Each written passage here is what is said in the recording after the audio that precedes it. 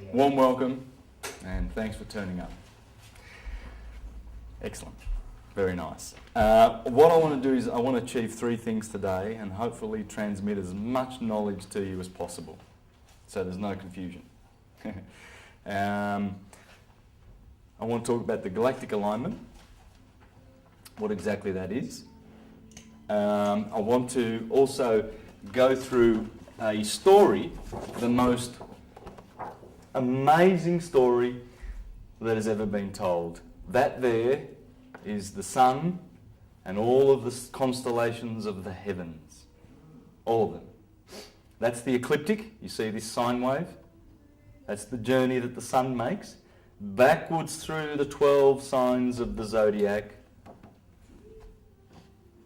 And as it goes backwards, comes to the age of Pisces where we are. Pisces is over here, Aries, Taurus. But the sun, that's the ecliptic. In other words, that's the passage of the sun, and this is the galactic equator. Okay? So this story that the sun journeys and takes every day, he does all of that. So our roof in the heavens every day goes around once, that away. Every year it goes once, that away. But every 25,920 years, being the official figure for precession of the equinoxes, it goes backward. So we derive from this three cycles that are fundamental to the storytelling of the gospel. This is the one and only gospel that exists. The Vedas come from here. This is the Vedas. There are 4 Vedas, are they not? 1, 2, 3, 4. It's the 4 seasons. There are 4 Gospels, are there not? There are 4, but there are 1. There's 1. And so we're going to learn about this, and as we go through the 12 signs of the zodiac, I'm going to show you that there are also in the decans, which mean these are 30-degree slots, by the way, and in those there are decans, which mean 10-degree slots, right? So there are 36 of them. Well, there are 36 extra zodiacal signs. And together with the 12 signs of the zodiac, they make up the 48 that the great astrologer of the the 2nd century Ptolemy recorded as 48 constellations in the sky. So when you look up, there are 48 very prominent and important constellations which make part of this storytelling. So not just the 12 of the ecliptic, but the 3 that are attached to every one. For instance, Aries has Cassiopeia, Cetus and Perseus in it. So that's where you find Perseus, the slayer of Medusa. That's where he dwells in the story. And Jason and his 12 voyages and the Argonauts, they begin in Aries because they're looking for the golden fleece. And Hercules begins his story in Leo because he has to slay the Numidian lion. Hercules is the sun. And Herod kills John the Baptist. That's Aquarius. Because what happens when the sun goes down, sorry about moving so far away.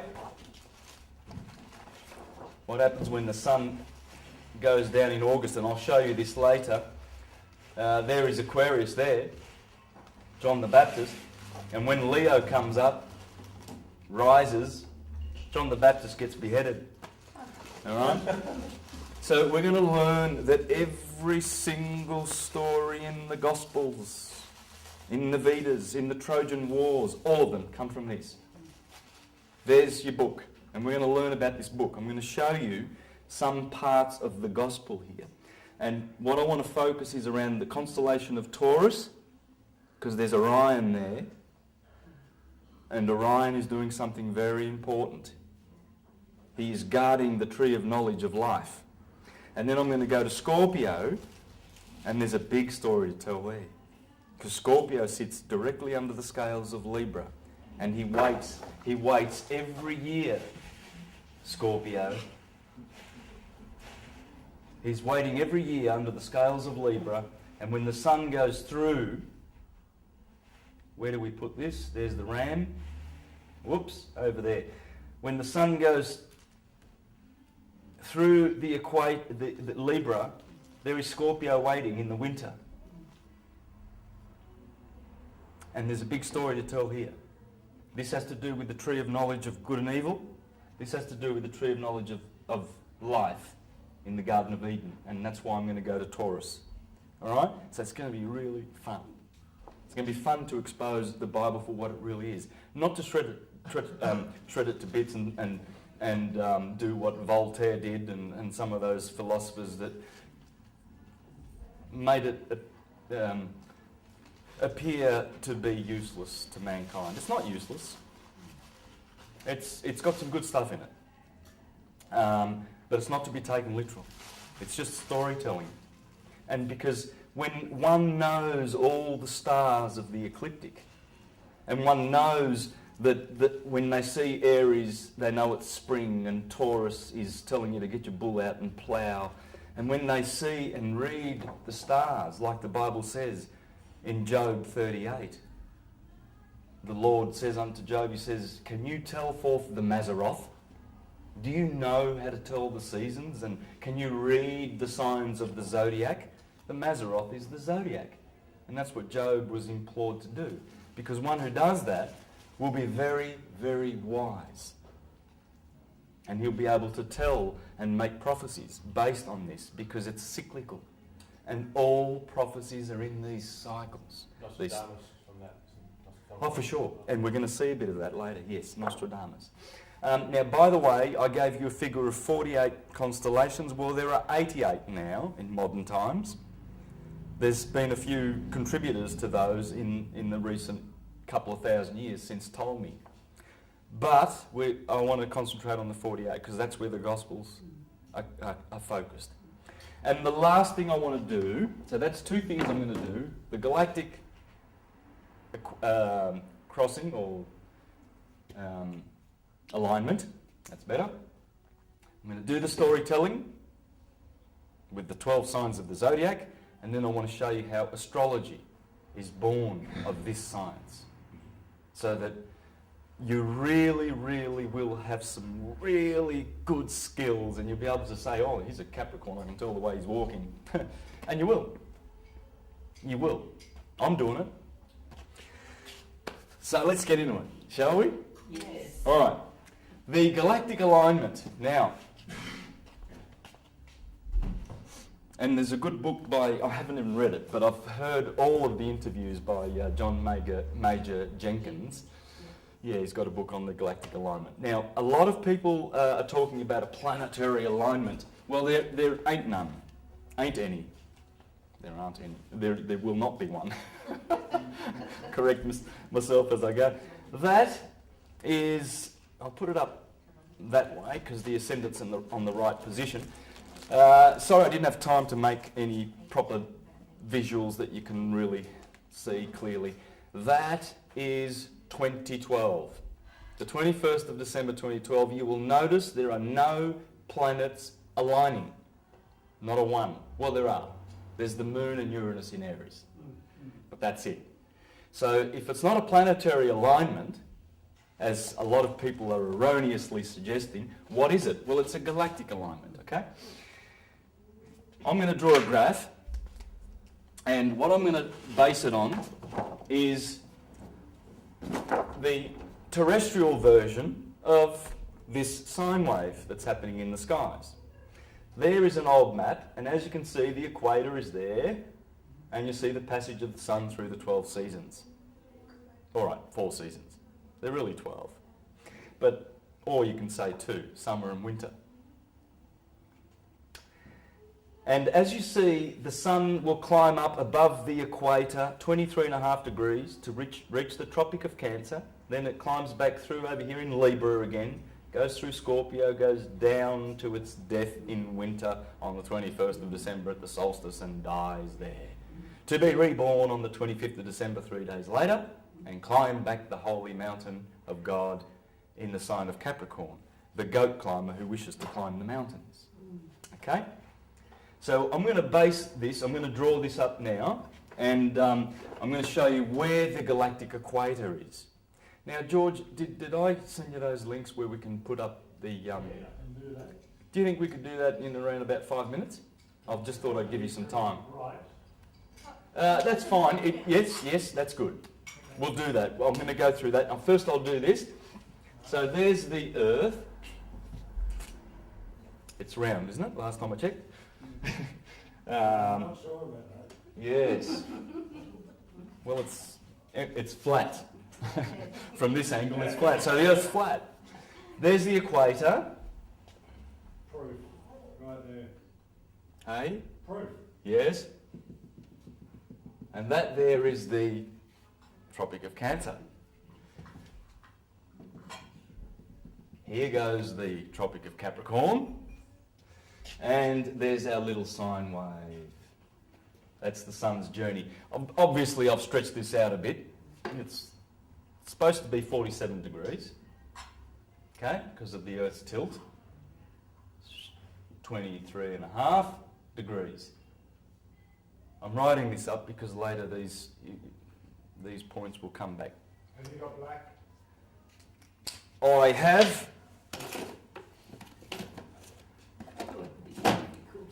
Am I going slow enough? I don't want to go too slow and I don't want to go too fast because I don't want to lose anybody. So there's the Tropic of Cancer. And on June the 21st, which is coming up now, by the way, look for a couple of things in this month.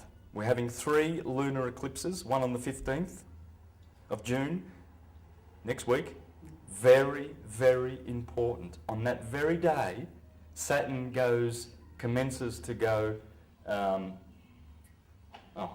Saturn's been in retrograde. I've been watching it. It's physically in Virgo. They say it's in Libra because there's a 30-degree displacement of the zodiac, which I shall explain. But it's physically in Virgo, and I've watched it, and it's been going backwards, retrograding, and now it's going to start going forward. And that will happen right on cue with the eclipse. This is very profound. After the June the 25th. June the 15th this year, just a couple of weeks away, big changes. Because when Saturn decides he's going to start going forward, there's a lot of stuff that happens on the Earth. So retrograde simply means... It means he's going backwards, or he appears to go... Instead of... Obviously the sun... If the sun did this, and then went like that, during the day, we'd go, hey, the sun going retrograde... The planets are doing it. Why? I'll just explain. Let me just divert a little bit to explain how simple it is to understand retrograde, because... Backwards, you mean? Yeah, retrograde means going backwards. So the sun, the moon, everything goes one way. It goes east-west. But we've noticed that the 5 planets from time to time do this. Right? And Ptolemy explained that as circles. He said, what they're doing, the planets, is they're going like this. And that's the retrograde, that little bit that we notice from here. Because the Earth does that too, doesn't it? No. Just those 5 visible planets. I thought that was because of the wobble of the Earth, it does that. That's precession. The wobble causes... Well, it doesn't cause precession, but it's in there. I'll explain that one too, okay? Now, what is going on with retrograde is this. It's quite simple. If that is the sun, all of our planets are in elliptic orbits. So let's say there's Mars. Mars is very elliptic, and Venus is not so. Venus is a little bit more softer, right? Now, and we're sort of, let's say we're going around here too, around the sun. Well we are. And we'd be in between both of those, wouldn't we? So let's say ours is a little bit more round. Let's make it a bit round, okay? Now, so we're cruising around this way. We're going around here.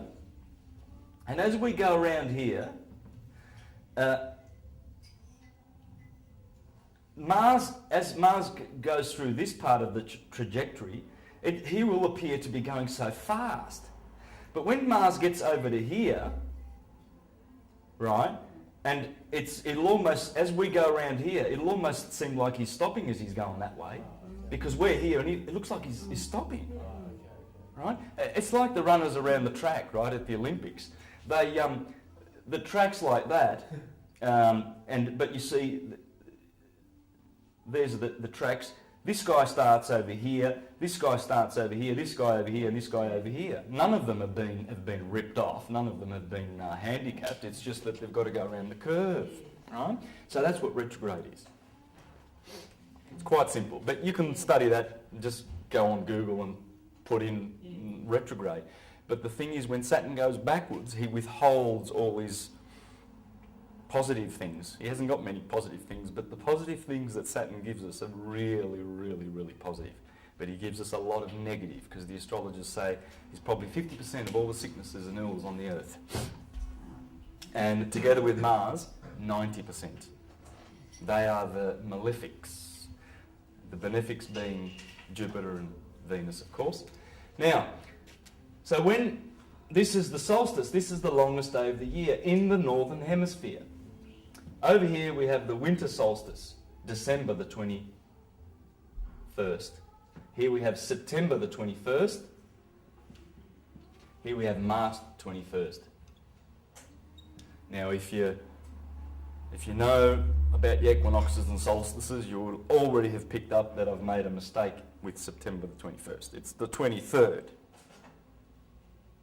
But I'm keeping it simple, because usually the handover day from one sign to the next is the 21st, the eve of the 21st, the 22nd.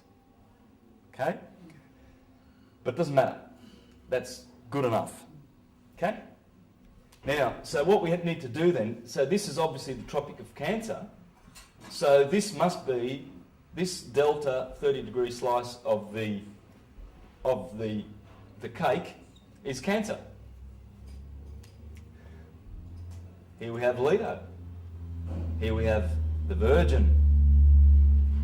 Let's go down this way. I'll go down this way first. Libra.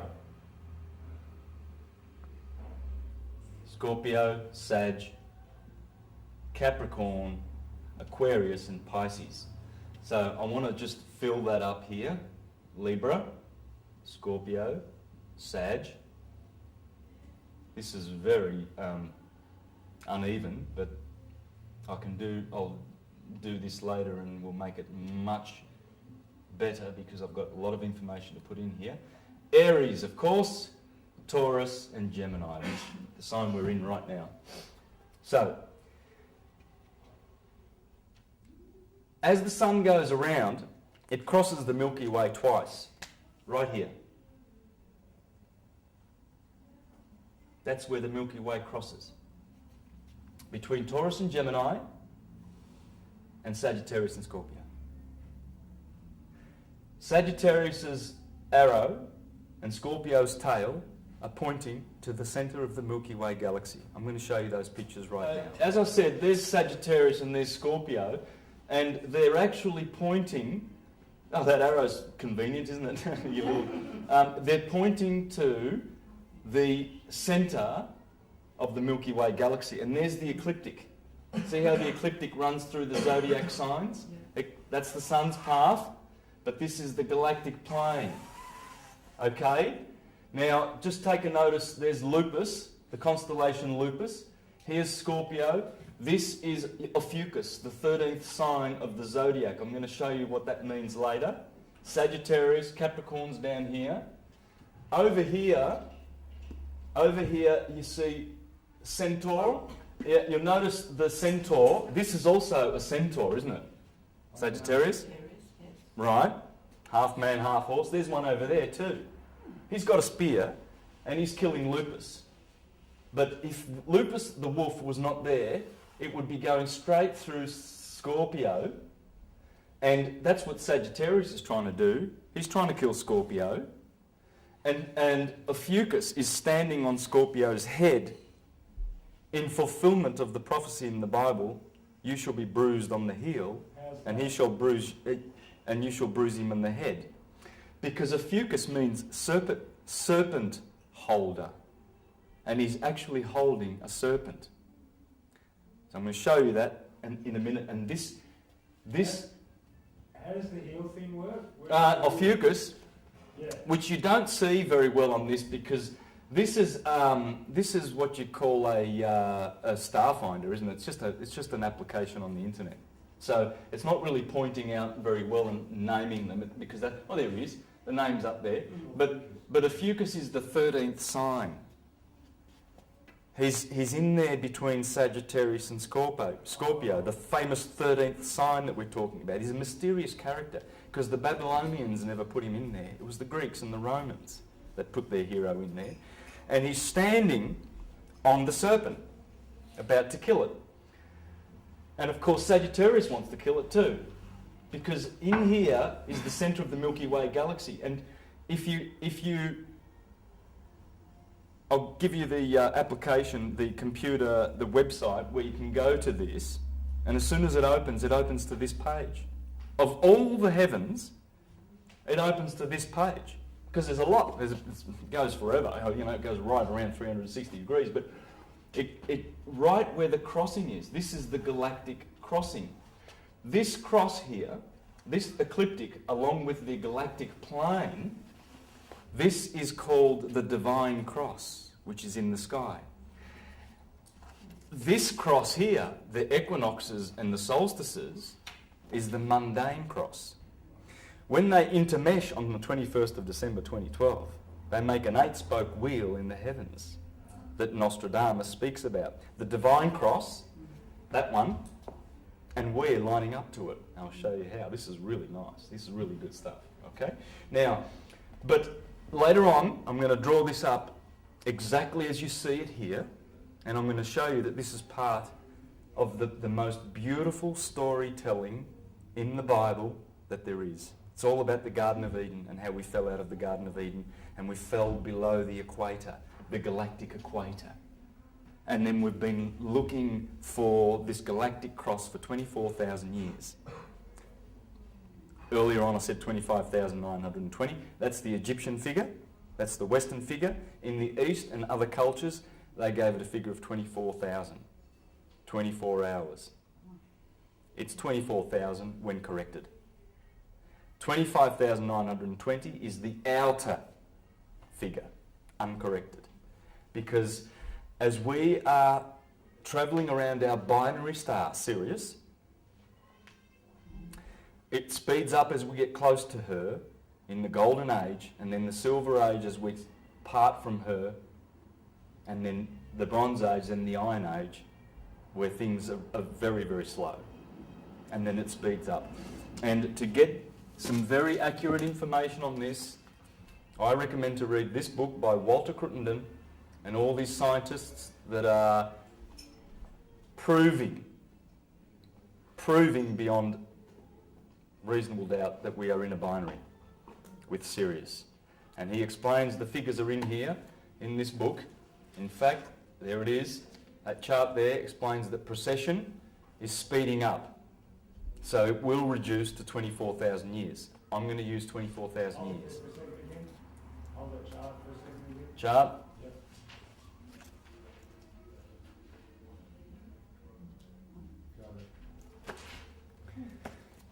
Okay, and Sri Yukteswar, there you go, he called this book The Holy Science. That's what I'm teaching. I'm teaching the Holy Science. And just to back what I was saying there, the ancient Greeks teach this like all the... Oh, the Greeks talked about precession. In fact, we nickname precession of the equinoxes the Platonic year because of Plato. Plato talked about all these signs you're talking about? Yes. It's Oh, yes. suppressed and then it's coming up again through you. Hipparchus, Democritus, Empedocles, Plutarch, Socrates, They all you name it. That's why Porphyry and Celsus had their books burned. Because Porphyry and Celsus in particular, in the 2nd and 3rd century, went after the literalist Christians who were making Jesus a historical person, and they were saying, God damn it, he's up in the sky. Are you done with this? Yes. Yes? All right. Can we fix the... Come a couple of 2 minutes and fix the light? Yes. Excellent. The sun in Hebrew, and Horus, and Hercules and whoever, there's always the same one hero. And rather than looking for historical personages, which we'll never find, we can just do what Napoleon did. He went down to France with Volney and Dupuy, and they wrote their books, and they influenced Jefferson and all the presidents, the founding fathers, about the fact that the Christian myth is just that. It's a myth. But it's a useful myth. It's a beautiful myth because it talks about how we raise our Christ within. The And- intention's good in that you're saying, it might be. Yeah, it is. It's just that our obtuse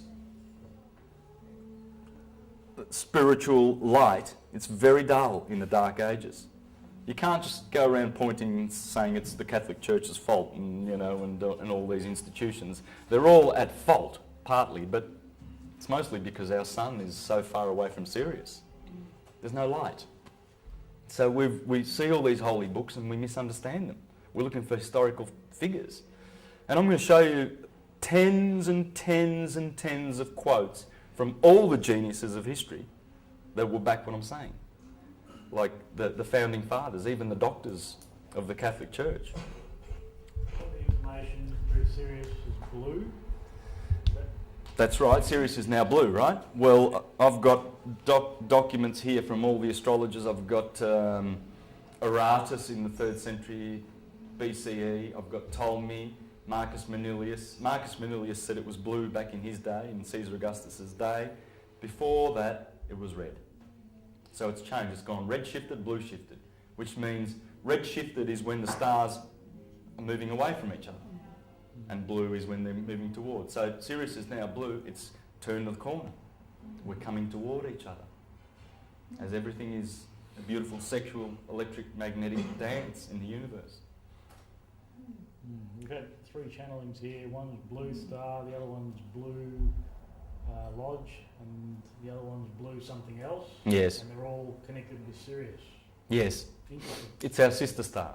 There's no doubt about it. Sri Yukteswar there talks about it. He doesn't name Sirius, but he says that we go around it every 24,000 years. But what I'd like to read to you is how it affects us. And here's how it affects us when it... there's the wheel. There's the Yuga wheel. Kali Yuga, Dvapara Yuga, Treta Yuga, Satya Yuga. Golden Age. That's how the Yuga works. I've got a bigger version of this somewhere in my books, but I can show you that later. You can have a look at that. That's the cycle. But it's the cycle backwards going through the zodiac, you see. Because we're in the age of Pisces now. 2,000 years ago, Aries. 4,000 years ago, Taurus. And so that's 6,000 years of history. And this appears to be when the Christians say the Adam and Eve story happened. Well, there's Gemini, Adam and Eve in the Garden of Eden. And they fell out when our equinox fell out of that sign. And the equinox is down here at Pisces. It is now right over here, about to go into Aquarius. And then we will be in the age of Aquarius. Opposite will be Leo. And guess what? Where will the solstices be? Well, they'll be here. Right in line, because the solstice has been here. If the equinoxes have travelled from this point since the time of, say, Jesus, and I'm going to explain which Jesus came 2,000 years ago. He came, but it's up in the sky. Because when Pisces comes, finally when the equinox gets to be enjoyed by the fish, at the start here, in here there's a constellation called Cephas. Cephas is the king. He's got his foot on Polaris, the pole star. And he sits in the dome of the northern stars, which is called the throne of God, because he's the king. He's on top. Cephas is on top of all of this. As you wrap the heavens up like this around, this is the northern dome. This is the southern, where we are in Australia. These are the southern stars. So the Southern Cross will be somewhere here, connected to one of the 12 signs of the zodiac. So this is round, of course. It's a sphere. And up here is where Cephas is. Well, Cephas, he gets the job of putting Polaris on the throne. Because in the northern stars, there's no true north. I mean, there's a true north, but there's no star occupying that spot. There are 7 stars. Over this 24,000 year backward cycle, there are 7 stars to get to sit on the throne.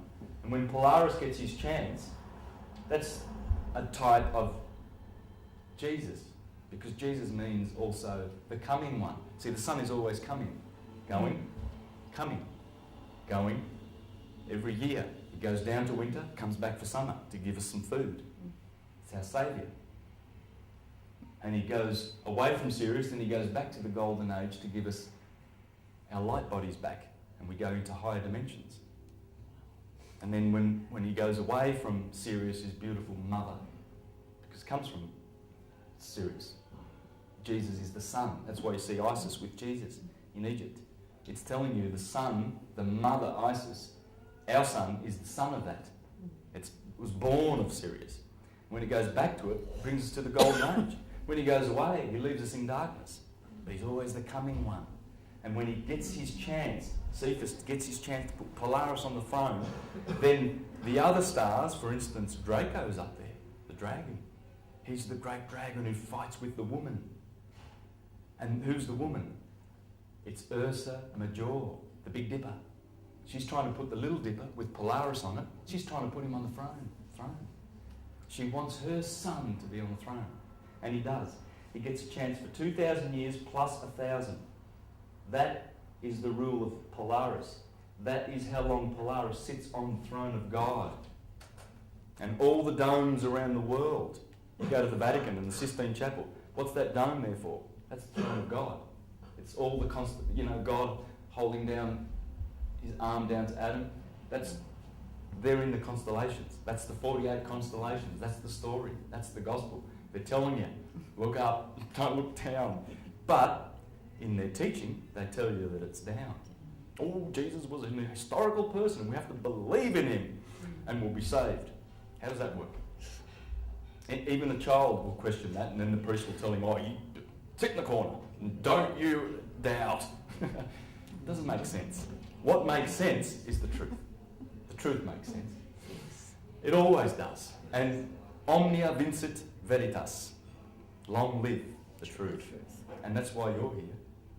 Because you don't have just a fleeting interest in the subject of truth. You have a big interest in the subject of truth. I know. So Jesus in the stars is who? Is it the sun? Or it's the sun. The sun is Jesus. It's all the suns. Yeah. Because suns... Like Sirius. Let's divert for a little bit, because we're gonna try and pin... Before we have our lunch break, I want to get the galactic alignment right out of the way. This is a little bit of a diversion, but it's a good one, because you've just asked a good question. Fire.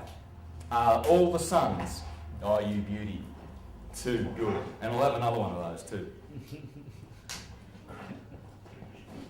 Thank you. Cameraman's very helpful. Oh, thank you. First time you said that. Yes. Multi-purpose. I always tell you what you want to hear when you're around. That's a female, okay? Now, people get offended when you talk about a divided universe. It is. It's a divided universe. It's a duality universe. People get offended. They go, no, it's not. It's a one universe. Well, it is. Uni means one. But in order to manifest material things, the one God of light, the cause, the ether, must, with his 4 elements, he must have magnetic, or what's called negative electricity. This is electric. This positive electricity. This is negative electricity. That's good and evil. That's all it is. Okay? And so you see that 2 elements are male and 2 are feminine. Let's not be offended, okay? It's Just helped me my thing up. Do I need to put that back on? I prefer I can do it. tattoo. Big boy. Thanks. So, what was your question again? Can you just refresh me? Who's Jesus? Oh, Jesus, in the yeah. stars? So all of the fires in the sky are Jesus's. That's what's called the Son of God. What do you mean by fires in the sky? How do you mean by? The electric fires, the stars. All the stars you see, all of them, they're just the phenomena of electricity. Okay, I want to perhaps just read something very interesting that Walter Russell says in his book.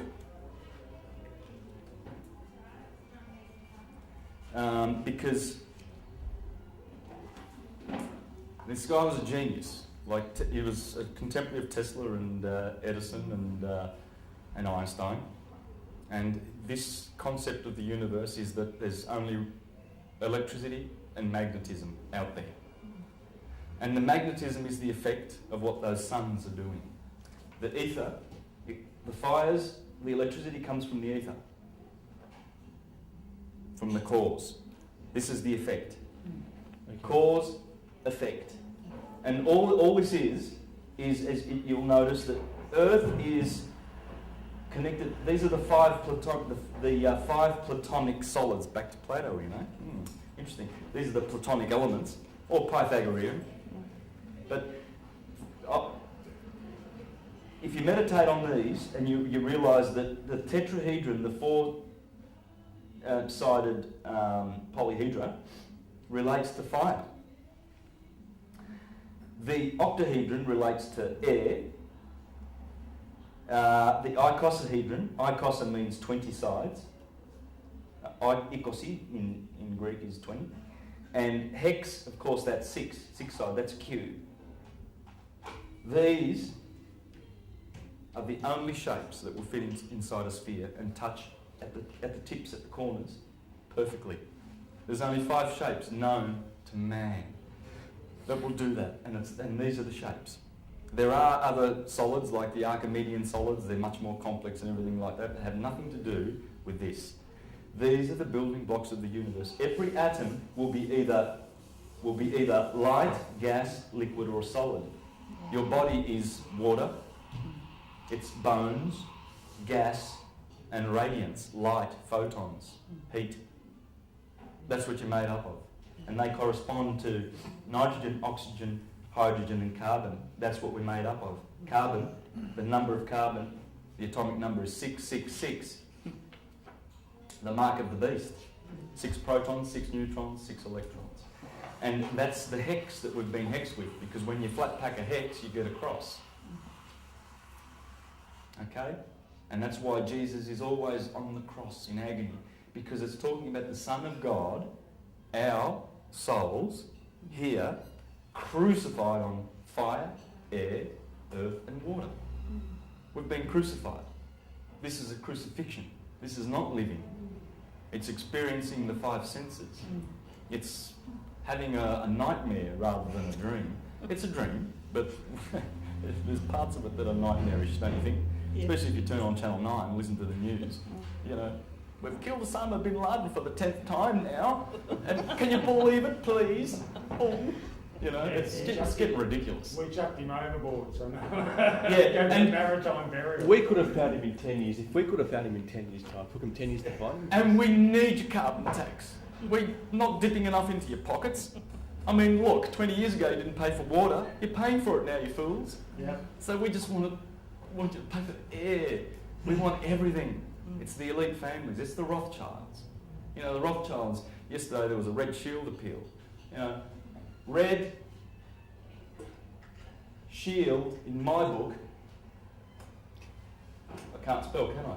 And Red Cross, because I've done my reading and my studies, I know who owns that. It's the Roth in German, and that's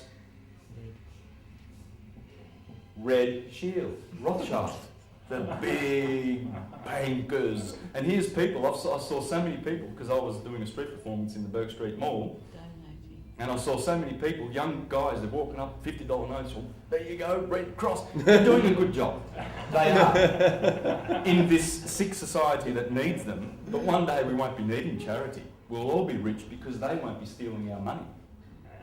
They being the Rothschilds. Of course. And the star families that, imperialist monotheist families of Europe, basically, who created all these fictional religions so that they could divide us and confuse us and manipulate us, basically, starting with the Julian family and the Flavians in Rome.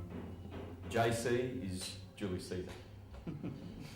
What families were they? Those families? The Julian Empire, Nero, Tiberius, all of those clowns, and then the Flavians, Titus, Vespasian, and behind both of those families is the Piso family, and Roman Piso has kindly come out and told us that they did it to us. This is the most elite of the families. This is above the Rothschilds. This is the secretest family that all royalties and all taxes go to. They've had the emperors on Rome for 2,000 years on the throne of Rome since the Flavians. It's who's the name behind the Flavians. And he tells in this book, it's a beautiful book, and he's not the only one. There's other people who have written about this conspiracy to deceive mankind. And they've been sued for it too, the Catholic Church, for profiting from the gullibility of mankind with this supposed Jesus story. They've been sued by it? The Catholic Church has been sued? There was a gentleman who's dead now in Italy called Luigi Cascioli. I followed his work. He's written books about exposing this and how the Vatican has been using the lie of historical Christ to manipulate mankind and to deprive them from the knowledge that we are all Christs. We're all one human, divided into many little humans, having separate dreams, but we're all one. But they want to divide us into bad little sinners, and Jesus is in history and he's perfect, and you've got to be like him. If you don't, you fail, you flunk, and So you pay penance to us. so if he sued the church, where did it go to? Well, they didn't turn up. He sued the church. He died a couple of years ago, Luigi Cascioli, but he had a whole team of people. He's written some beautiful books in Italian, and he sued them. And they didn't turn up in court. They needed to have some fight, otherwise. And so, but it's not the first time. That's just the Latest. But it's coming. Oh. If they didn't turn up, then they lose. More or less. Yeah, because I've got More or less, don't they? Yeah. I don't know the exact ins and outs of that, because that part doesn't interest me. The part about the fact how he proves that Christ is, and all the writers, I've got a list of hundreds of them, hundreds. Yeah, Thomas Paine, Thomas Jefferson, and Dupuy, and not Voltaire, Volney, and lots of. They've written about this story that I'm going to show. That's it. It's all it ever was. It's not in history. That's the Trojan War. It's everything. So it's the Iliad, it's the Metamorphosis, the Odyssey, the Ennead. Sorry. Are you still doing the period? I'll do a bit more here then. Yeah. Any questions on this? I mean, this is pretty simple. This is physics, okay? You've got the element, the solid, the state, the physics, the chemistry, the mode, the sense, the kingdom. I've got, on my computer, I've got a list of those fours that go forever. You know, 4 blood types, 4 Hippocratic biles. This goes on and on. But you first start with the elements. What are they? What was Plato talking about exactly? Well, he was talking about light, gas, liquid and solid. And scientists now know that atoms will only do this.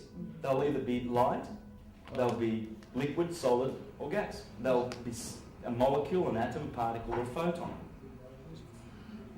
So atoms can be like one of those 4 shapes. Is that what you mean?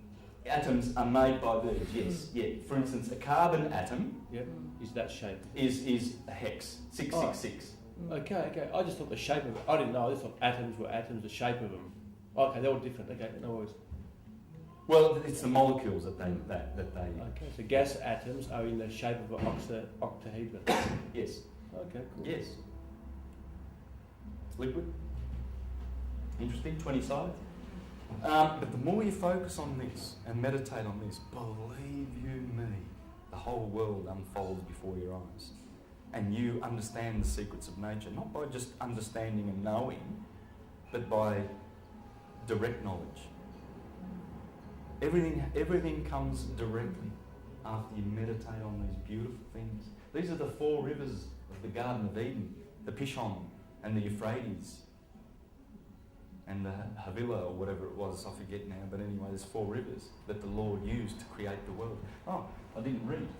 I've got to go back to read this. This is just beautiful. Just a very short sentence. Electricity is the only force which God makes use to create the universe. That's it. I can read on. And the only 2 tools God makes use of for creating, he's not talking about a monotheistic God, by the way, no. God, oh, I'm angry with you. He's not talking about that God, right? It's the universe. It's birth. Basically, there's 2 gods. There's the Ein Sof, the Anama, as the Hindus call it, no name. Ein Sof means no name. And that's it. The one there that we know not about. This one we know. This is the Jesus, and below. We can know the mind of Christ, but who can know the mind of God, says the Bible. So that's the Ein Sof, the prime creator. This is the demiurge. These are the more of the tyrant gods of the Greeks, who create bodies out of what the Ein Sof has already created. He creates things out of nothing. But these guys create, it's like a builder. He's going to make a house out of trees that God made, the universe.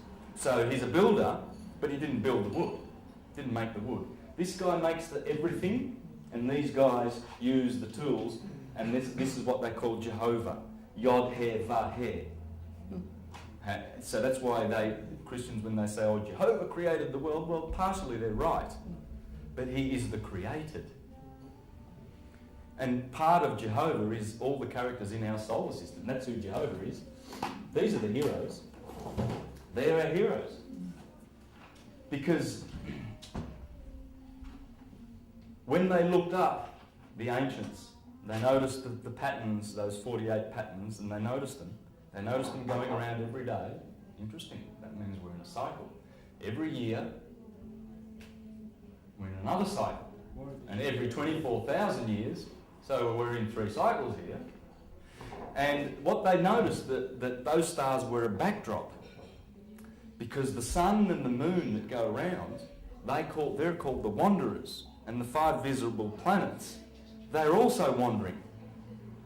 So they noticed that there's 5 stars, Saturn and Jupiter and Venus and Mars, and Mercury they call them, and they're always moving against the backdrop. But the backdrop is always there, telling the same story. And these are the characters. The sun is Helios. Mercury, Thoth, Moses, Hermes, Nebo, Aphrodite, Venus. The moon that sits on the earth, Diana, goddess of war. Mars, Ares. Jupiter, Thor, Zeus, the god of the gods. And Saturn, Kronos. We'll go back to that later. Excuse me, can I just ask, Yes. how does Vedic astrology mesh with Western astrology? Perfectly well. Has to. Same sky, same earth. That's true. Same. You'll see how as we get through. And a good question, because a lot of people feel that it's different. Even in the West, there are different. There are different systems. For instance, Firmicus Maternus, the 4th century astrologer, and this book must be read if you want to understand astrology. This is brilliant. Firmicus Maternus disagrees with Ptolemy 200 years prior to him, and Marcus Manilius 200 years prior to him, in their systems, you see. Because as we have the equinox, so in Vedic astrology, for instance, one thing is they're saying that we've been in the sign of Virgo for the last 2,000 years.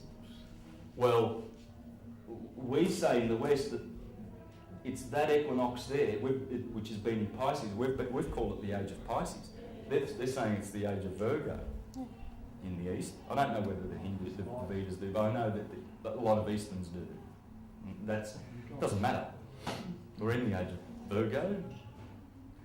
But the thing with this galactic alignment is that once we line up with this in the sky, and the solstice is going to be between Leo and Virgo, well, guess who Leo and Virgo is? That's the Sphinx in Egypt. And it's been a marker. It's a point. It's a marker, and it's saying to the world, who's quite obtuse, and they're thinking, "Oh, wow, that must have been Kephren. Kephren's the image of Kephren." Well, it doesn't matter. It's telling us that when the equinox hits that point, that is the galactic alignment. And just wait to see how beautiful this galactic alignment is. It's going to make a lot more sense. I haven't explained anything yet. Right? Just a quick question on the shapes. How are those shapes formed? I mean, the hex one is obvious from the carbon, but what about the other ones? How are they formed?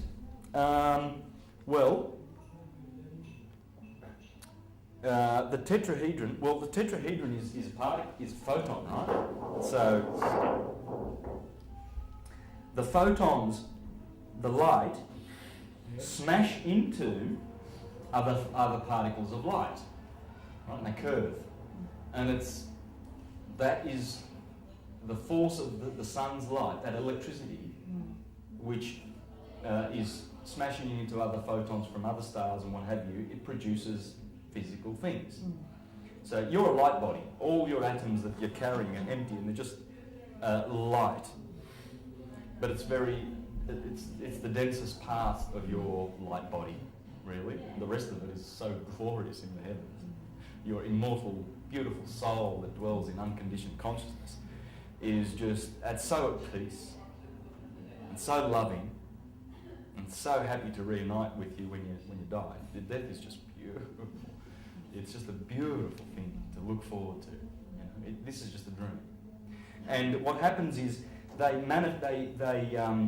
use the particles to combine and make atoms that love each other, like hydrogen and oxygen, want to make water, right? Or other structures, other things that we have, carbon combining with nitrogen, oxygen, to make solid things. That's the molecule. All right? Does that? I'm not sure. I What mean, was the question? some sort of sacred geometry that the elements will be attracted to that shape or something. Yes. Yeah. Well, so what you'll have elements that produce that to create a cohesive condition in the manifesting process. So is that a vibration? Yes. Yeah. Absolutely. Yeah. Yeah. It's a vibration. So it's just Yes. like with music, sound, everything, yeah? Like you hit the body with the frequency of calcium and your bones will get stronger and stuff like that. So I assume same thing. Well, matter is all standing waves. Yeah. Yeah. Vibration. As it goes down from the fires, from the Jesuses, Let me know it. down through air, it gets grosser. It's like a It's distillery. more solid. Yeah, it gets, and so where we are at the moment is we're carbon bodies, are we not? Yes. Right. So we've been hexed.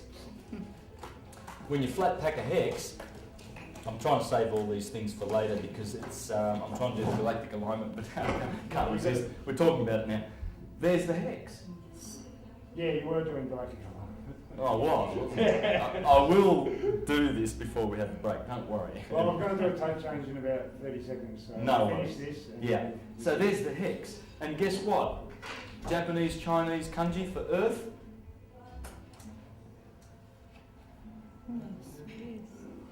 That's the ground, and there's your fire, earth. By the way, this is male and this is feminine, is it not? We learnt that. So you've got earth over here, water over here, because they're both on the bottom. They're feminine, they're magnetic. And does that look like east and west to you? And then you must have male here, so we'll put the fire there and the air down here. Well, air, as I've got on there, is also spirit, S, and fire, Nur, that's north. That's fire, Nur. So there's your north, south, east, west. And I'm going to show you how that comes from this galactic alignment. Awesome. Okay. See, in the golden age, we knew a lot more about who the ether is. Because we were capable. And that's what Sri Yukteswar was saying. What was Pseudo's surname? Santos? Pseudo-Dionysus. Dionysius. Okay, we on? Yep. Okay. So this is what he says about this beautiful 24,000 year cycle that we live in. When the autumnal equinox was at the first point of Aries, the sun began to move away from the point of its orbit nearest to the grand centre, toward the point farthest from it. That's when the equinox was in Aries. That's when the golden age happens. Aries is the start. Aries is the golden one. You'll see how important Aries is. It's the start of everything. We Arians, we're just so good, aren't we? I've got to find it, Just yeah. keep telling us. Alice, I won't be able to live with her. Eh? Easy, I won't be able to live with her. Go easy with the areas, so I won't be able to live with her. I think your head will go a bit more prominent. Unbearable we are. That's Unbearable. exactly what my husband said to me. Nobody could live with you except him, and then the bastard died and left me. And the reason is, he's still with you. The reason is because Aries rules the head. Yeah. The sun is in the head. Everywhere else, if you're a Virgo, the sun's in your belly. You've got fire in the belly. Whatever you are, Pisces, the sun's in your feet. That's the head, that's the feet. And these are all the parts of the body. So that's why Arians are sometimes unreal, because their heads are so prominent to them, you know, and what they're thinking is so important to them. I am, they say. And that's the motto of Arians. What about Sagittarian? Sagittarius, they're the happiest. They've got Jupiter, Jove, they're jovial. And I'm going to show you pictures of them and show you how they are. All right, so we're rolling now, aren't we? Still going? All right, now, so we're going to go back to this, but first, I wonder whether I've explained that bit. Now we're doing the galactic alignment. Yes, galactic alignment. So, what happens is, as our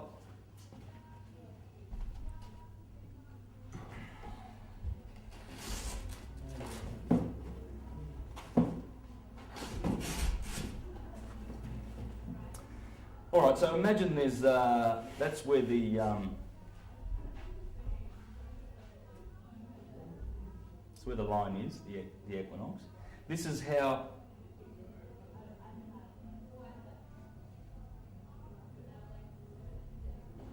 how the zodiac stands. It does not move from this position. It starts at Aries, cardinal fire. Cardinal is birth, growth, decay. Start, middle, finish. So, cardinal fire, remember the fire is at the top, right next to the ether? It's got to be the start.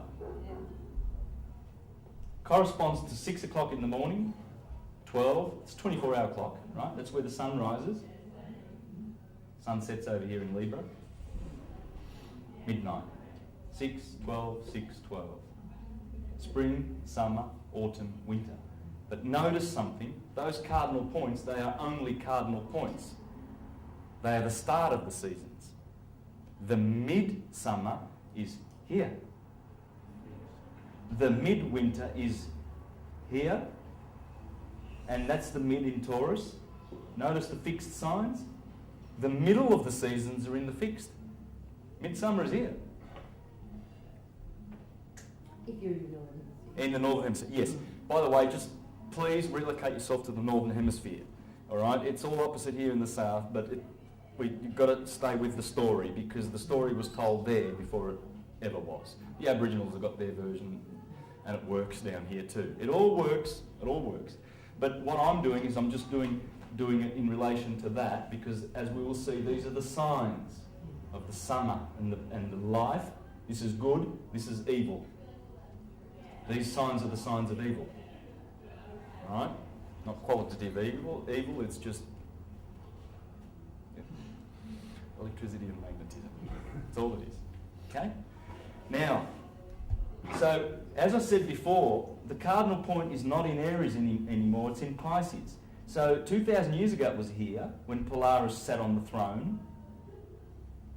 And it's been travelling down here for the last 2,000 years, all through the age of Pisces. The sign of the cross, that's the cross, by the way. And as Marcus Aurelius said, watch those mutable signs, because they are doubled. 2 fish, 2 twins, Mercury, the hermaphrodite, 2 natures, Sagittarius. So you see, the cardinal points are important because they sit on the cardinal points. The fixed points are also important because they sit in the midst of the season. And they're your cross-quarter days. That's all your cross-quarter days. Cross-quarter days being the 8-spoke wheel on Earth. And you've got Easter, May Day, May the 1st, summer solstice. What do they call this? It's midsummer day.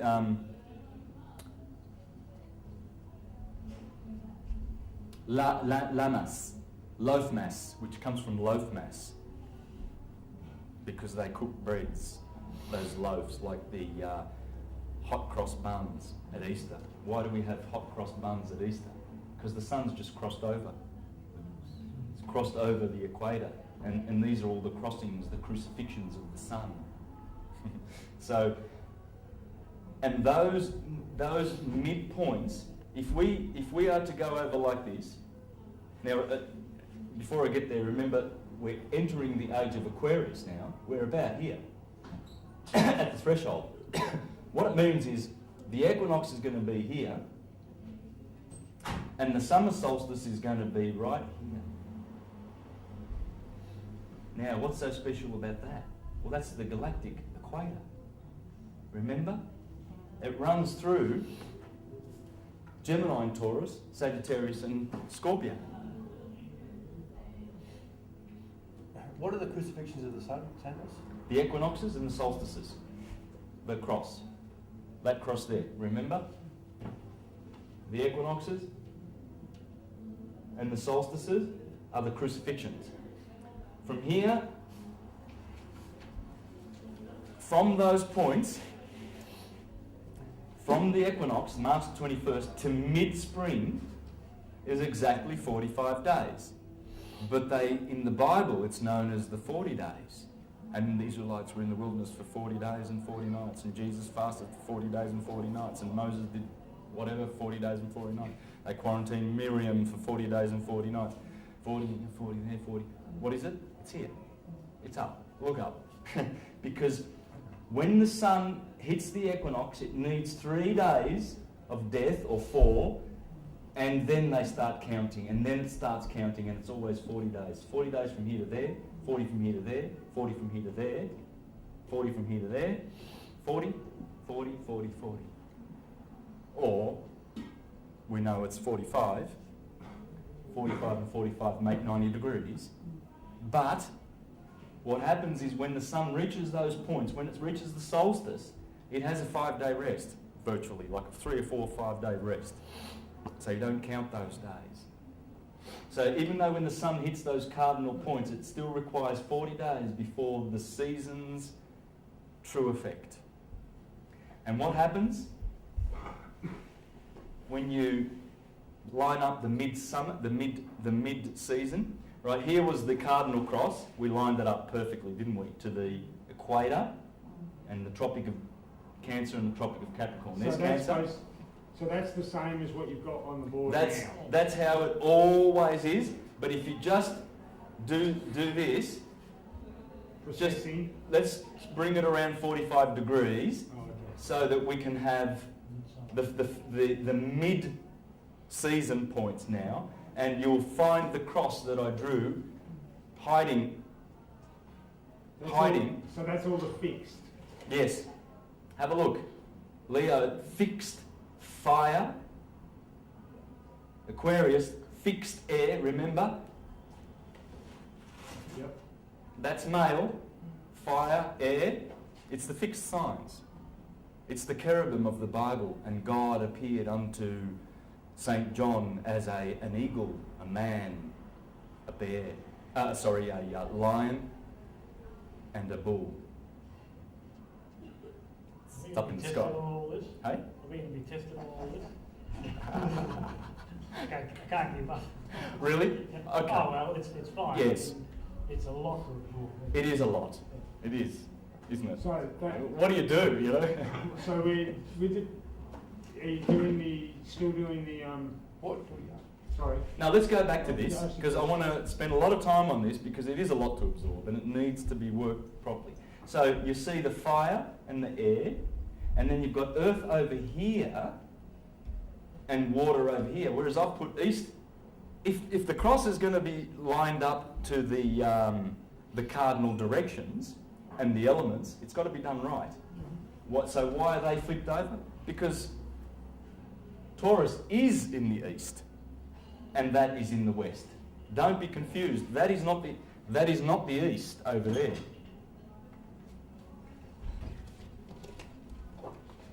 Because we are going around the sun anti-clockwise, Aries really starts at that point, not at that point, even though they've got a little figure for Aries over here. But the Earth is going around that way, so the east is over here. So Aries and Taurus are in the east.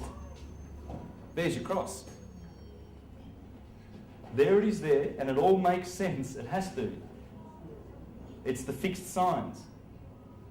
The fixed signs go perfectly with east, west, flipped over of course, fire and air. That's it. Now, we're going to have a look at that, how it looks in the sky. This galactic alignment.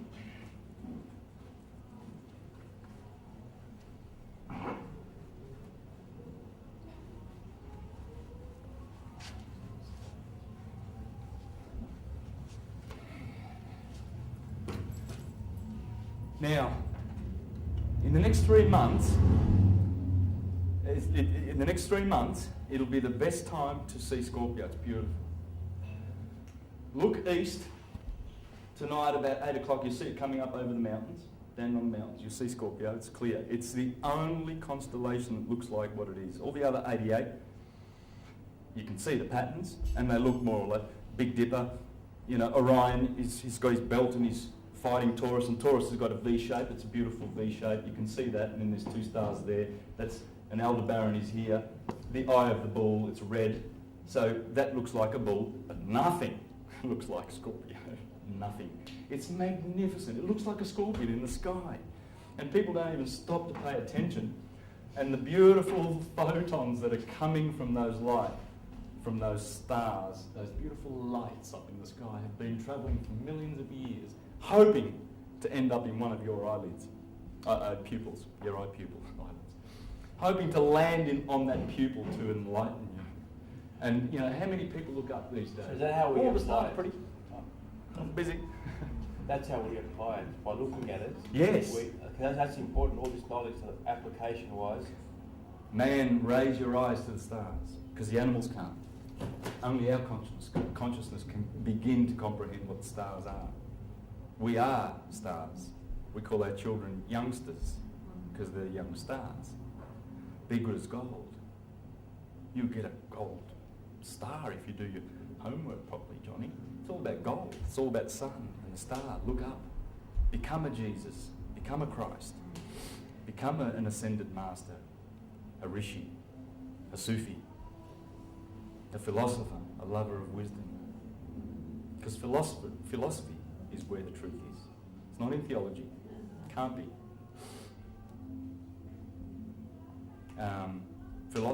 Under philosophy comes ethics, physics and logic. How we know the world, what is the world made of, and the world being what it is, how do we live in it to secure happiness. That's all there is to know. And then under that comes the 7 liberal arts. The 7 liberal arts, grammar, logic and rhetoric. Grammar, logic and rhetoric. Where, what, when, who, how, and why. And then you have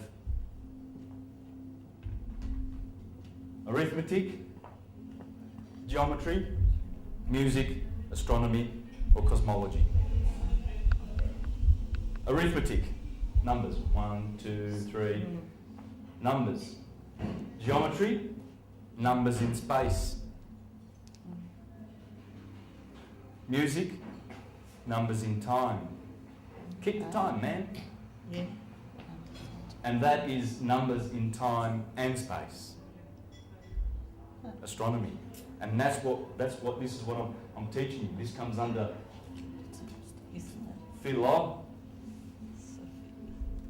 philosophy, which means love, Phil.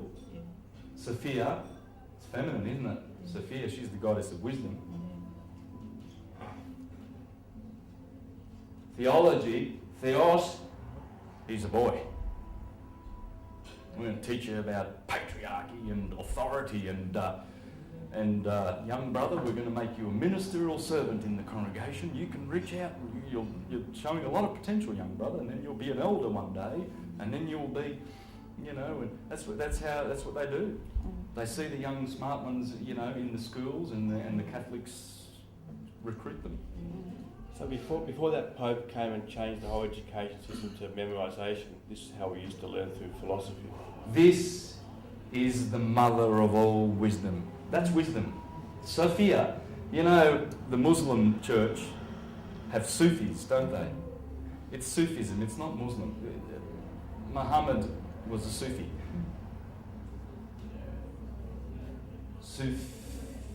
Sophia. Phil or Sophia. The Sufis. It's wisdom. Wisdom. It's the right brain, the sixth sense. The boys are stuck in five senses. The male side. It demands, the brain which dwelleth in darkness demands that the five senses feed it information all the time. What does it feel like? Brain? Solid. What does it smell like? And it's a tyrant. And it always gets fooled. It gets information. It's like when you're in a dark room and you bump into something. Oh my God, it's a monster. So you run over here and you're scared of a monster, right? And then someone turns the light on. Oh, it's just a fan. Oh, for goodness sakes. So that's what our mind is doing. And these people are in the mind. And they tell you what to believe. And they give you ignorance, superstition and fear. Don't ask questions, get in the back. How dare you doubt? This is what you believe. and fear. You're going to hell if you don't believe our dogmas. And my mother did. Yes. She had. So philosophy in the heart. Horrible. Well, let me finish, you'll see. She thought she was going to hell. Yes. You know how many people have perished? They have dissolved their light bodies in guilt. She did. My mother, my God, she's getting better because she's getting into this. Look, my mother. And I've pulled her out of the Jehovah's Witness organisation, the whole family. Well, my mother went back from, she read a few of my books and then she gave up. And then even with the morphine pumping through her, 9 days. Let go, Mum, let go. Irene, she just wouldn't. Irene, isn't it? Yes. Yeah, Irene, they have been mind controlled brainwashed. and brainwashed so hard that they prefer to die in misery and not see the light in the end because it's so comfortable. It's like a dog that gets kicked all the time. He gets used to getting kicked. The moment he sees his cruel master, he's used to it. Last bit of fear. And he doesn't know. You see a dog that's been beaten, even if you give it kindness for 5 years, it still doesn't know whether to trust you. This is why they get their children when they're 7 years old and start sodomising them. Pedophilia is rampant in all the Christian organisations. Rampant. I don't want to go on negative things about it today because we don't need to. No. So no one's victim. No. They've chosen to believe. Yes. Yeah. They are God. Yes. Beautiful. Yes. Say no more. That's beautiful. Thank you. So which philosophy teachings are the right ones and who's good at teaching that? Okay. Well, dogma, ignorance, fear and superstition, and morals they give you. These creepy people, and they're only creepy because we're living in creepy ages. It's an age. It's the dark age. We're out of it, according to Sri Yukteswar. We came out of it 300 years ago, but we're still in the sort of the residual part of it, and we're going to be flying soon. We're going to be flying. We won't recognise ourselves as we are. How many of you are feeling this beautiful consciousness shift? Consciousness expansion that's going on. So, but philosophy, as I said before, gives you ethics. Can you see how ethics are much more superior to morals? Yes. Yeah.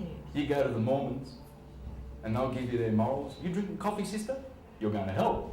Jehovah's Witnesses say, oh, it's fine, drink as much coffee as you want, you'll never go to hell. How does that? That's morals. How does that work? Because I've always stood back and said, well, ethics can be anything you bloody well like, because a company has an ethic, you know, and that ethic can be, I'm going to poison the earth. You know, that's your ethic. I always thought that morals were more, maybe religious, maybe dogma, maybe, but I thought it was more. Well, this implies God's watching you, and if you don't do what's Well, what's the sense of right and wrong? right. Isn't that well, moral? shouldn't we be doing that when we grow up, and when we decide in our hearts that we're just going to do good because you have to, because good is what should be done. Okay, so you're saying that the Not ethics. because someone's watching. Yeah, all right. Yeah. You know, he's going to give you the stick. Yeah. Ethics. I guess I'm just thinking. It's a counterfeit system. Yeah. To control you. It's control control, freedom. The Freedom, Bible yes. is a two-edged sword. Yeah. It will enslave you and send you to hell with guilt, like our family, and we've seen it. Or it'll free you. I'm showing you how it can. I'm going to show you how it can free you. It can really free you. It's a beautiful book. I love it. Love the Bible. You're going to see this. We're going to read some of the Gospel, and we're going to have Scorpio in mind. First of all, I'm going to draw up Scorpio and show you logic.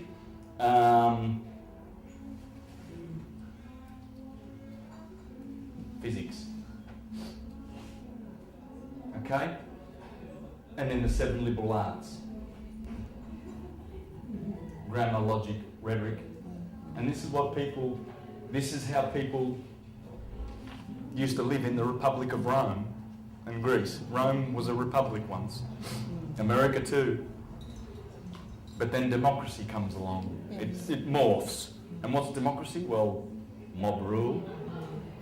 Not from my mouth. I can show you what Jefferson thought of democracy and what a lot of thinkers think about democracy. That's why George Bush is so keen to we're going to bring democracy to Iraq. Yeah, mob rule. Yeah. He's the mob. Yeah. We're going to tell you what to do. We're going to kill 3 million of you, and you just have to shut up, and we just want oil. Yeah. We perpetuate oil and do nothing about free energy. Mafioso. Oh, it's a mafia. It's all a mafia. There should be no... If he wants to have a war, he should send his family. Yeah. Not those beautiful young boys who have been indoctrinated, mostly from Christian families, by the way, because they send them as little children to fight for Christ. Yeah. Because the Muslims are coming in with, well, there's always an enemy out there. Since the days of the Inquisition, we've got to fight and shed blood for Christ. Yes. And what man said anyway? But anyway, that's all negative. Yes. Now, the picture you saw before was the galactic plane. That's the galactic plane in which the Milky Way sits. All right, but I'm doing this because these are stars, because we don't see how thin the Milky Way really is. It's thin. It's like this, exactly like that. That's the Milky Way. We see it like we don't see it like that. It's a spiral galaxy, and we're somewhere 2/3 of the way out of the centre. But that's what we see when we look up. We see that. And that's it. And you saw that before on the screen, okay? But we see it very white and milky. It's milky, Yes. right? And the ecliptic you saw went through that way, right? Remember that? Yep. It's about 60 degrees off the ecliptic from the equator. And that's the cross in the sky. We're going to line up to that, because what's going to happen is our solstice on 21st of December is going to actually go like this.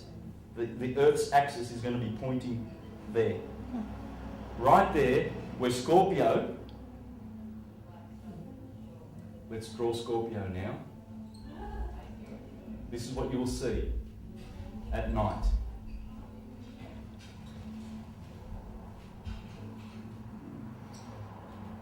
And there's like a little triangle at the end. That's his stinger. And that's his tail, like a question mark. And right here is one of the 4 red stars of the sky. Antares. There's only 4 red stars. Okay? That's one of them. Tua in Taurus. The Eye of the Bull and Betelgeuse in Orion. The other red star here, on this side, is in Virgo. And that's called Arcturus, the brightest red star, or the brightest star, full stop, in the northern hemisphere. We've got Sirius in the southern hemisphere. We've got all the brightest stars. The 3 brightest are in the southern hemisphere. But that, Arcturus, the other red star, in Virgo, in Bootes, they're the 4 red stars.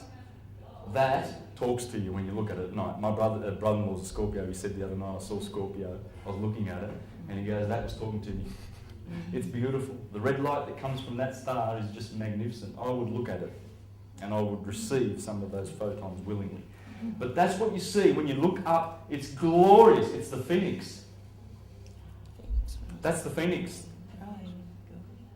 And below is Sagittarius.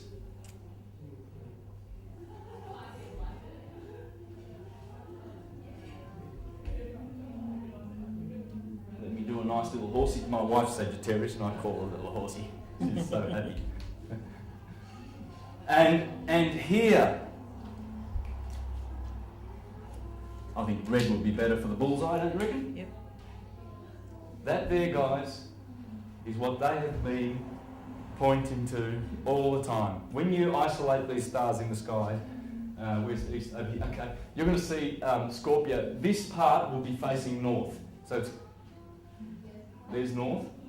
So there's the mountains. It comes up over the mountains, and these 3 stars you will see, and they're reaching out to the 2 stars of Libra. And above that is Virgo, just over here. There's Libra. Okay? The 2 scales. It's reaching out. Marcus Manilius says that the Scorpion has appropriated the stars of Libra. It's long. It's about 60 degrees. It's the longest and one of the biggest constellations. It's the shining light of the zodiac. And these are bright too. When you isolate the Milky Way and you see Scorpio and Sagittarius, you'll notice that they're bright stars. Whereas Libra and Virgo, they're bright, but there's not much star stuff happening in there. Here's a lot of stars. And then Capricorn down here, I love Capricorn. It's beautiful because it stands away from the Milky Way galaxy. It sits under it. And there aren't many bright stars in Capricorn or Aquarius or Pisces. It's a bit of a wilderness. But this is spectacular. So 8 o'clock today, you say? 8 o'clock to 4 o'clock. So you'll see it at 8 o'clock, 9 o'clock, 10 o'clock, 11, 12, about 4 o'clock, then it descends, goes over. So is that where the Earth's going to pass through? Yeah, well, our Earth's axis is going to line up to that. Yeah. And then that wheel that I showed you before, Yeah. the 8-cross wheel will be in its place. And the prophets of the Bible, who were astronomers and astrologers, were telling us this. The age of the end of the age. It's the start and the beginning. And there's many proofs that it's the start and the beginning. The Sphinx tells us that. Virgo, face, and lion. It's facing east, in fact. The Sphinx is looking east. It's waiting for that point. It's waiting for this moment. Can you tell us what Sphinx, what does it represent something with all this? The Sphinx, the statue? Well, the enigma it's an enigma. It's a puzzle to ignorant people, which we all are, really. I mean, in the last couple of thousand years, because we all go over there and go, what the hell does it mean? Well, that's what it means. Yeah. When you know the stars, then you know what the stars on Earth are doing. Yeah. Because that's how they named cities. Rome was named after the stars. London, Isis was Paris. Pada, Isis, Paris. Rome was named after a star, wasn't it? After Ra. Raum, is Rome. And London, El-on-don, that's 3 ammonium, what do they call it, radicals that all mean the sun. London, El-London is sun, sun, sun. Doncaster, Asta. Londoncaster, Doncaster, Lancaster. They look up, they go, oh, there's Castor, one of the Gemini twins, Pollux and Castor. See, Pollux. Remember? That is how the sky always is. Aries over here, right? Who's at the top? Always at the top. Gemini, Castor. Castor and Pollux. They're always looking down, the mortal and the immortal, sons of Zeus. And they always look down. So when you're in London and you want to found a city, well, there's Castor. So why don't we call this London Castor and Doncaster? Everything's Castor, Chester. Right? They did that everywhere. And Egypt is the prime example. What's the Sphinx doing there? It's telling you about zodiac. It has to. All the monuments are there to monitor the precession of the equinoxes. That story, the gospel. Okay? How about Eastern cities? Also. Also. Do you know any? Could you know any? Well, the Ganges, that's the Milky Way. They tell you that. It's all the Milky Way. It's the mother. As Plato said, our souls come from the Milky Way, and then they descend down the same Jacob's ladder that I was talking about before. There's the heavens, and there's the stars of the zodiac, the fixed stars, and these are the wanderers. And it always starts with Saturn at the top. Saturn means Kronos, and Saturn means Satan. We are living in the kingdom of Satan because we're living in the kingdom of Kronos. Time. Time destroys all its children. Saturn eats all of his children. Jupiter escaped. Mars. The sun is placed in the middle. The sun is the middle chakra, the heart chakra. There's 3 above, 3 below. These are the infernal regions that bring us down to hell, the earth, where we get hexed with matter. And that's the kingdom of Satan. Plato said we come from the Milky Way, the Ganges in the sky, the Nile in the sky, the Jordan to be baptised down here in earth with a body. And the body comes from a womb and then goes to a tomb. Tomb is a womb. That's what he said, not me. I'm talking philosophy. Everything I say, I can give you. That's why I've got all the books, right? Because I want you to be comfortable that I'm not just making things up. And this is really the holy science that I'm teaching, the one and only. Right? And I want you to know that and be really blessed with that information because it's a true blessing.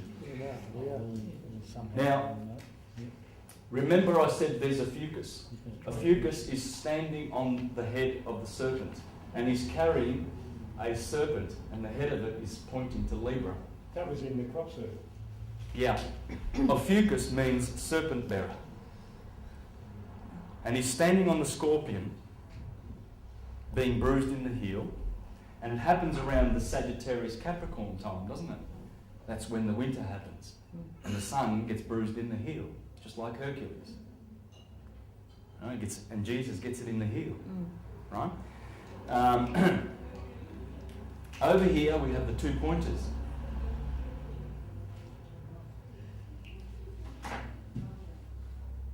And they appear to be pointing down there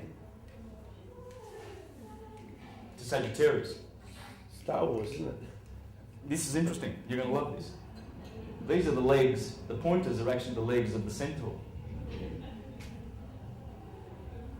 He's got 2 legs here, and in the middle here is the Southern Cross. They point to the Southern Cross, but they also point to this action that's happening here in the Gospel. And you're going to see what that is. And the centaur, he's got a spear, and he's killing Lupus. But if the wolf wasn't there, Scorpio would get it. He's given it to it. He's given it to Scorpio. The black hole, which I hope is called the dark rift. This is where the action's happening, because from here come the gamma rays. Is it the Mayans that call it the dark rift or the Hobbies? Mayans, yeah. Scorpio's copy. Mines. signs. Scorpio's copying it. Like it's a war going on. There's 3 against 1. This is the red dragon that persecutes the Lamb. The Lamb is Orion, because Scorpio is opposite Taurus. This is the sign, these 2 signs are the signs that the Bible says the sign that is spoken against. This is the horse and the rider that was cast into the sea by Miriam when they came out of Egypt, the Israelites. And they went through the Red Sea and God parted the Red Sea, and then they're on the other side, and then Miriam sings a song. Sing to the Lord, because he has cast the horse down into the sea. Sagittarius is down. This is everything below the equator is called the Red Sea. This is green, photosynthesis, summer. The leaves turn red here, and the sun is passing through the Red Sea. The horse and its rider have been cast into the Red Sea. And that's what Miriam is singing about. It's all about the stars. And these are the signs that were cast into the Red Sea, because these are the signs, the infernal signs. When the sun passes through November and December, and then January Capricorn, you know that these signs, it's winter. There's no food in the pantry. The snows, you can't even open the door because there's snow and you're stuck. And if you haven't got a bit of oil and olives and bread and cookies and something to eat, death is certain. Death is certain when these signs, once the sun passes through the equinox of Libra, September the 21st, to be judged, that's Delilah, because Virgo is just above there, Virgo, Delilah who betrays Samson. Samson is the sun. And when the Virgin of August says to the sun, pass on to September, please, because it has to, that's the Philistines, Libra. Then they cut the sun's hair. In the Bible it clearly says that Samson has 7 braids of hair. What are those 7 braids? Proclus calls the sun the 7-rayed God, because have you noticed the body of the man, the spiritual organs inside our body, the 7 colours of the rainbow? Have you noticed that they are the 7 rays? That's the 7-rayed God, because those planetary bodies, the wanderers, the rulers of our solar system, the cosmocrators, the Elohim of the Bible, let us create man in our image. Those dudes there, Saturn being one of them, is reflecting light from the sun. There's only one body that gives us direct photons. It's the sun, direct light. All the rest are reflectors. And it's the refraction of that light which they pass on and magnify from the one pure white light of the sun that gives us all the different humans that are on the earth, as Vettius Valens says, and Firmicus Maternus. So is that What did you say? That's what Sagittarius, that's Taurus, that's what makes you... Can you say what you said just again? I think that was very important what you just said just a second ago. Yes. That was a very That important... all those planets, because they planets. refract that portion of the light. Mars gives us red light of the sun. It's fiery. So Aryans have that fieriness because they've got a lot of that red light. Because he's collected the white light from the sun and said, oh, I don't care about the other part of the spectrum. I'm going to send on the red, and Venus sends on the green. And they're reflecting the light of the sun back to us. That's how it works. The planets are, the 7 planets. The planets. They're reflecting the... And these are the lights that they concentrate on. They own those particular colours, those 7 planets. The sun gives us that one. He's in the middle. Right? So that's exactly, with the galactic alignment, we're actually getting aligned with the gravity of the black hole, correct? Yes, that's exactly right. So And once the North Pole, because the North Pole is pointing to this, because they'll have their winter on December the 21st next year, 2012, in the Northern Hemisphere. So obviously the Northern Pole must be pointing there. It's winter. It's pointing away from the sun. It's pointing to here. So they've got winter, right? Now, that is when maximum, that's a stargate. That's maximum gamma rays get downloaded to us. If you're not ready, if you're not getting ready, and I'm going to show you some of the things that the philosophers said that you need to be ready. Your food, eating of animals and flesh is a no-no. I'm sorry, but I'm going to read that to you from Pythagoras and Plutarch and all of the greats. That's one thing you can do. What date? What was that? On what? 21st of December 2012, when it lines up. Okay. That's the magic date. That's the solstice. Okay. Down here, the solstice. Because remember, that solstice point, the cross on earth, the mundane cross, and the cross in the heaven, the divine cross. Okay, there's a lot of speculation about the date 2012. This astrological cycle, you know, time moves a little bit, it's 365 and a quarter days, etc., in a year. So 2012, this date we've all come up with, 12th of December, whatever, December 2012, this astrological zodiac lineup chart and this that all lines up with that date. Yes.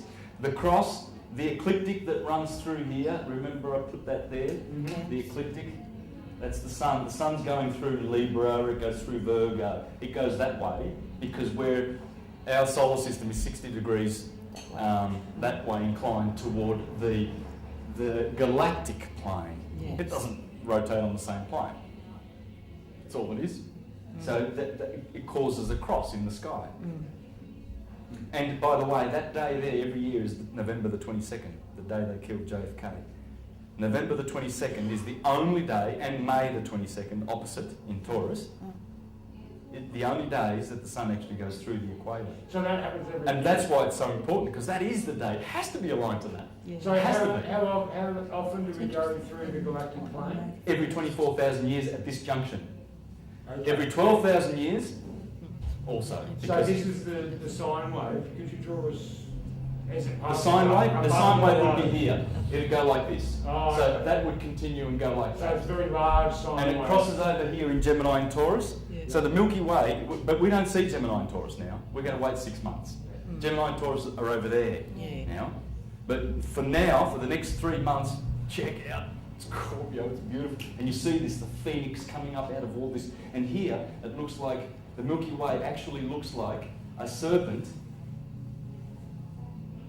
Just check out that website, or any website. Go to and get a Google image of the centre of the Milky Way galaxy, and you will see this. You will see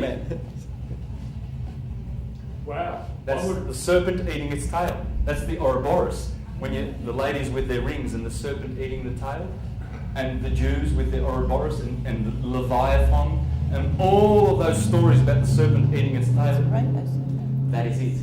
It's a rainbow serpent. Pretty powerful Yeah. stuff. It's the serpent in the sky. So Because that's- the Milky Way is the feathered serpent. Yes. Viracocha. So is But it's a that, couple. is that the Quetzalcoatl, black yeah. space in the Milky Way? Because It's of- black. Actually, it's very luminous around it. around it. We see, but it's actually it's a dark.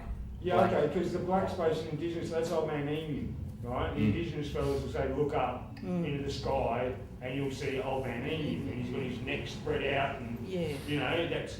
But, so if we're on a slightly different angle, I can see how that could have been interpreted into this. Yeah. Go out and have a look. Just be careful with Scorpio though when you see it coming over. It's not facing on the board. It's those three stars are actually pointing north in the northern direction toward the northern skies. So just I can't turn the board around, right? So to show you that, but remember that. Now this guy, the centaur and the centaur, they're all aiming, and the pointers are all aiming to this. Now, do you remember in the book of Genesis where the serpent tempted the woman Yes. The apple. and then they ate from the knowledge of the tree of good and evil? Well, people, that scary story. They ate the fruit of the tree of good and evil. Yes. The equinoxes are called trees, pillars, brothers, twins, Jacob and Esau. This is the tree of life, because when the sun crosses over from the winter, from the Red Sea, and the children of Israel come up out of the Red Sea, they eat the Paschal lamb. That's when Nisan 14, when the full moon, and they have their Passover celebration. And the Christians on the first Sunday thereafter, they celebrate Easter because the sun is in the east Yes. Remember, this is the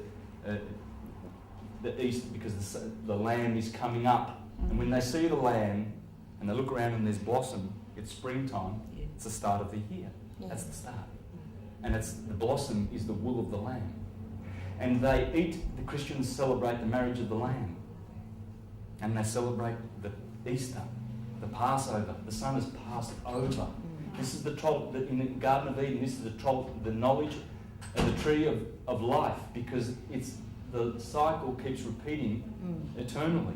It's a cycle, so it's the tree of life. It gives you life because it brings you into summer, photosynthesis. This is the cycle of the tree of the knowledge of good and evil. Right. Because this is good Yeah. and this is evil. Remember, the top half is, you live in the top half. The opposite of live is evil Yeah. and devil, right? That's funny. Yeah. So this is good and this is evil. So You're unbelievable. the virgin is always sitting there before the fall of the sun to preside over the fall of the sun. She's Delilah.